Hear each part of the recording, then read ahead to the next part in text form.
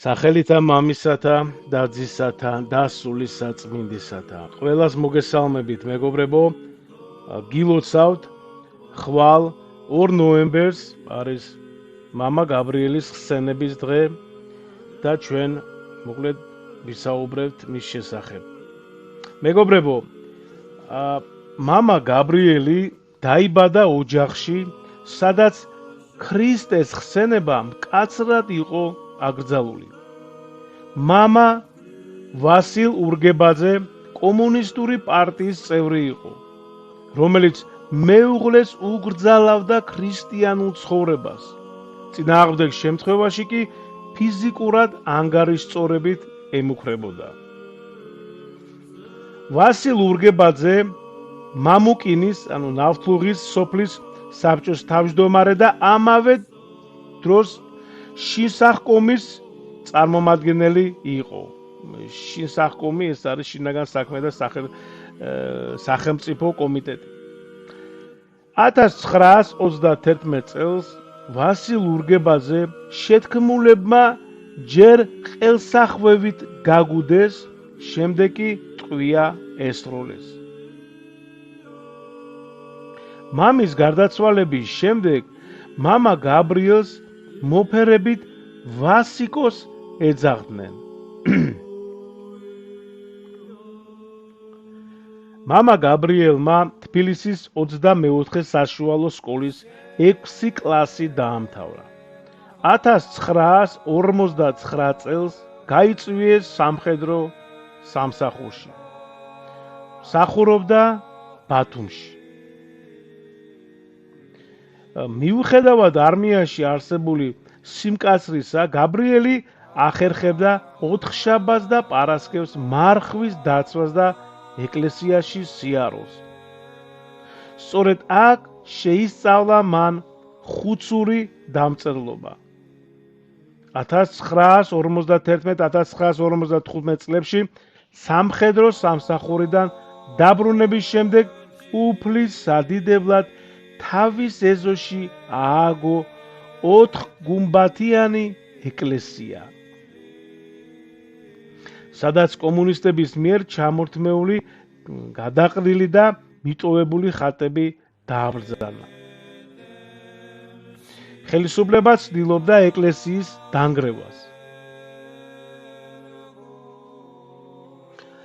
მეგობრებო, მინდა გთხოვოთ აქვე რომ გამოიწერეთ არხი, რადგან დაახლოებით 75% ას მეუყურებ ანალიტიკაში ჩემს არხზე, უყურებს გამოწერვის გარეშე და თქვენთვის ეს პრაქტიკულად არაფერია, ერთი წამი არის, რომ ესე იგი დააკლიკოთ, გამოიწეროთ და ჩვენთვის არის უდიდესი мотиваცია და ასევე დაეხმარებით არხის განვითარებაში.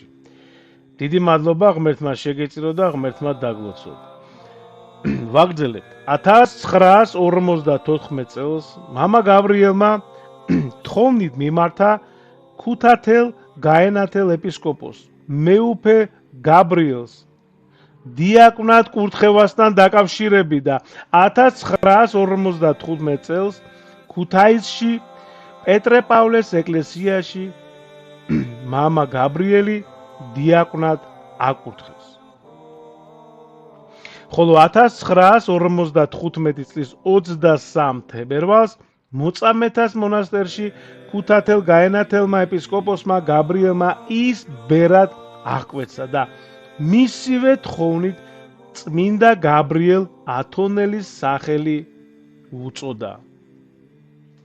ამავე წლის 27 თებერვალს მამა გაბრიელი მღვდელ მონაზვნად იკურთხა. 1956 წელს მღვდელ მონაზონი გაბრიელი ავადმყოფობის გამო საეკლესიო სამსახურიდან დათხოვნას ითხოვდა. ამავე წლის მაისში იგი წმინდა ნინოს ეკლესიაში მთავარ დიაკვნად დაინიშნა. სიცოცხლის ბოლო წლებში მამა გაბრიელი მოღვაწეობდა მცხეთაში, მეგობრებო, სამთავროს დედათა მონასტერში. მამა გაბრიელი იყო პირველი, ვინც კომუნისტების დროს ბერად აღიკვეცა და ააშენა ეკლესია.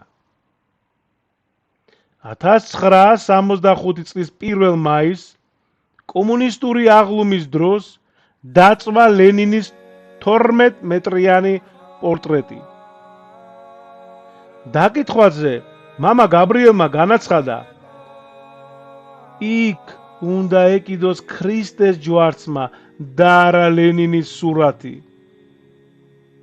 კაცს რად უნდა დიდება? უნდა ეწეროს დიდება ქრისტე ღმერთს. მეგობრებო, მას უპირობო დახვრეტის მუხლი მიუყენეს. კომუნისტური რეჟიმის მესვეურები მოითხოვდნენ მისგან ეღიარებინა, რომ ყოველივე ეკლესიის დავალებით ჩაიდინა, სანაცვლოდ კი სიცოცხლის შენარჩუნებას სთავაზობდნენ. ხანგრძლივი ტანჯვა წამების მიუხედავად გაბრიელ ბერი ურყევად იდგა. პირიქით, მორიგ დაკითხვაზე ლენინი კვლავ ხეცად მოიხსენია, რაზედაც კვლავ ცემა და წამება მიიღო. ეს ფაქტი, მეგობრებო, უცხოეთის პრესისთვის არ დარჩენილა უცნობი. ევროპისა და ამერიკის ჟურნალ-გაზეთებით ფართოდ გავრცელდა ეს დაუჯერებელი და სენსაციური ამბავი. მამა გაბრიელი ფსიქიატრულ საავადმყოფოში გადაიყვანეს. უკაცრავად მამა გაბრიელი ფსიქიატრულ საავადმყოფოში გადაიყვანეს, სადაც მას უკიდურესად არაჰუმანურად ექცეუდნენ. ბოლო წლებში ცხოვრობდა მცხეთის დედათა მონასტრის ტერიტორიაზე არსებულ მეფე მირიან სამის კოლხში. 1995 წელს ბერი წყალმანკით მძიმედ დაავადდა. გარდაცვალებამდე ერთი თვით ადრე საქართველოს პატრიარქმა ილია მეორემ გაბრიელ ბერი არქიმანდრიტის ხარისხში აიყვანა. ხოლო 1995 წლის 2 ნოემბერს არქიმანდრიტი გაბრიელი გარდაიცვალა. იგი ანდერძისამებრ დაკრძალეს ბერ მონაზნური წესით ჭილოფში გახვეული, მცხეთის დედათა მონასტრის სასაფლაოზე. მეგობრებო, არქიმანდრიტი გაბრიელის სისხლი, რომელიც ექიმმა, ქირურგმა, ესე იგი, აიღო ანალიზის ჩასატარებლად, უხრწნელია.